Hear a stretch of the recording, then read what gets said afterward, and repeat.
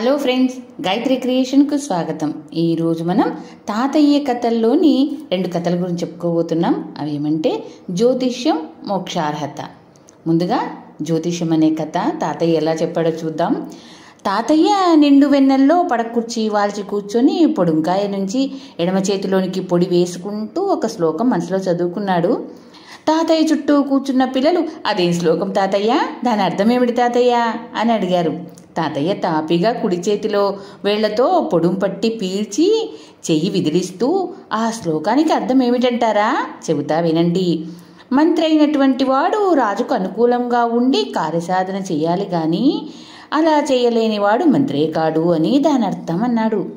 ఏం రాజు తాతయ్య, మంత్రి ఎవరు తాతయ్య, ఆ కథ చెప్పు తాతయ్య అని పిల్లలు తలా ఒక మాట అడిగారు. కథ చెప్పమనా మీరనేది, దానికేం, చెబుతా వినండి అంటూ తాతయ్య ఈ కథ చెప్పాడు.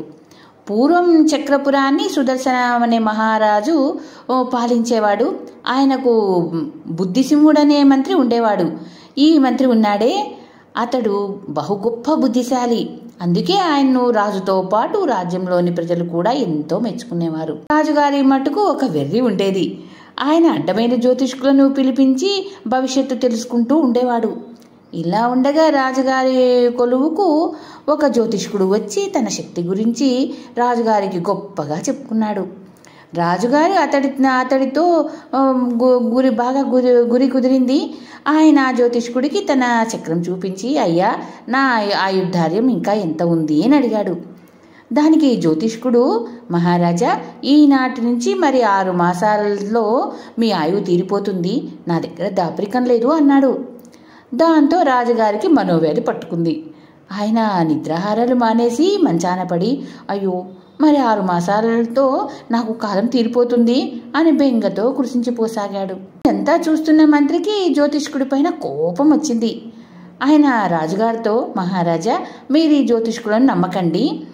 వశిష్ఠుడంతటి వాడు శ్రీరాముడి పట్టాభిషేకానికి ముహూర్తం పెడితే ఏమైంది, అదే సమయానికి రాముడు వనవాసానికి బయలుదేరడమే కాక తన భార్యను కూడా పోగొట్టుకున్నాడు కదా అన్నాడు. కానీ రాజు మనోవ్యాధి నిమ్మళించలేదు. అప్పుడు మంత్రి ఏం చేశాడనుకున్నారు, జ్యోతిష్కుడిని పిలిపించి, ఏమయ్యా, రాజుగారి ఆయుష్ ప్రమాణం చెప్పావు కదా, మరి నీ ఆయు ప్రమాణం మాటేమిటి అని అడిగాడు. చిత్తం, నేనింకా 40 ఏళ్ళు బతుకుతాను అన్నాడు జ్యోతిష్కుడు. అలాగా అంటూ మంత్రి ఆ జ్యోతిష్కునికి అప్పటికప్పుడే మరణదండన విధించి శిరఛేదనం చేయించాడు. ఆ దెబ్బతో రాజుగారికి మనోవేదన పోయింది. దాంతోపాటు జ్యోతిషం పిచ్చి కూడా పోయింది. ఆయన చాలా కాలం సుఖంగా రాజ్యం చేశాడు. ఇక 2వ కథ ఏమనుకున్నాం మనము, మోక్షార్హత. దీనికి తాతయ్య ఎలా చెప్పాడో చూద్దాం.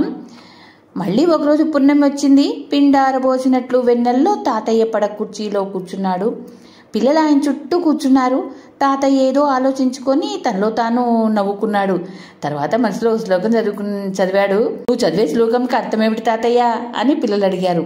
తాతయ్య వెంటనే జవాబు ఇక రొంటి నుంచి పొడుంకాయ తీసి చిటికెడు పొడిం పట్టి పెద్ద చప్పుడు చేస్తూ పీల్చి, ఈ శ్లోకానికి అర్థమేమిటని కదూ మీరు అడుగుతున్నారు, చెబుతా వినండి.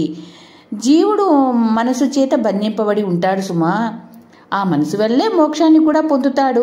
వెనుకటికి దేవదాసు అనేవాడు నరకానికి పోగా వేసదాసు ఏకంగా మోక్షాన్ని పొందాడు కదా అని అన్నాడు.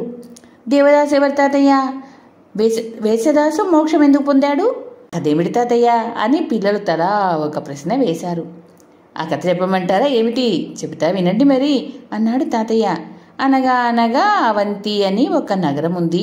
ఆ నగరంలో ఒక వయసు గల 2 బ్రాహ్మణులు ఉండేవారు. వారిద్దరూ ఎంతో అన్యోన్యంగా ఉండేవారు. అయితే వాళ్ళ నడతలో మట్టుకు చాలా తేడా ఉండేది. ఏమంటారా, ఒకడేమో దైవభక్తిపరుడు, నీతిపరుడు, ఎప్పుడూ దైవ పూజ జపాలు చేస్తూ ఉండేవాడు. సాయంకాలం భజన చేసేవాడు. వాడి ధోరణి చూసి అందరూ వాడిని దేవదాసు అని పిలిచేవారు. ఇక 2వ వాడున్నాడే, వాడు ఎప్పుడూ వేసలలో ఉంటూ సుఖాలతో కాలం వెళ్ళబుచ్చేవాడు. ఇకనేం వాడికి వేశ్యాదాసు అని పేరు పడిపోయింది. అయిందా, వీళ్ళిద్దరూ పైకి ఇలా ఉన్నప్పటికీ వీళ్ళ మనసులో ఉండేవని అడగరే. దేవదాసు ఉన్నాడే, వాడెప్పుడు తన మనసులో, ఆహా, ఈ వేశ్యాదాసుడు ఎంత సుఖపడిపోతున్నాడు, నాకు ఒక్క సుఖము లేదు కదా అని కుళ్ళుతూ ఉండేవాడు. ఇక వేశ్యాదాసేమో తన స్నేహితుడు చక్కని పుణ్య జీవితం గడుపుతున్నాడని వాడికి మోక్షం వస్తుంది కదా అని లోపల అనుకునేవాడు. ఈ విధంగా వాళ్ళు కొంతకాలం జీవించి చనిపోయారు. అప్పుడేమైందో తెలుసా? యముల వాళ్ళు వచ్చి దేవదాసును నరకానికి తీసుకుపోయారు. విష్ణు కింకర్లు వచ్చి వేశ్యాదాసును మోక్షానికి తీసుకుపోయారు.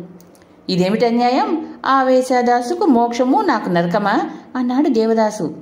ఏం చేస్తాం, నీ మనస్సు ఎప్పుడూ వేశ్యల మీదనే ఉండేదే. ఆ వేశ్యదాసు మనసు ఎప్పుడు మోక్షం గురించి ఆలోచించేవాడు.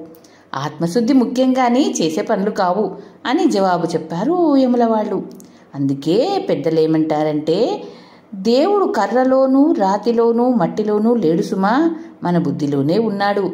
అన్నిటికీ బుద్ధే మూల కారణం అన్నాడు తాతయ్య. నిజమా తాతయ్య? మేము కూడా అలా శ్రద్ధగా మనసు పెట్టి చదివితే మంచి మార్కులతో పాస్ అవుతాం కదా తాతయ్య అన్నారు. అవునరా, నిజమే. మంచి మనసుతో మనం ఏ పని చేసినా మనకు మంచి ఫలితాలే ఇస్తాయి అన్నాడు తాతయ్య. ధన్యవాదములు.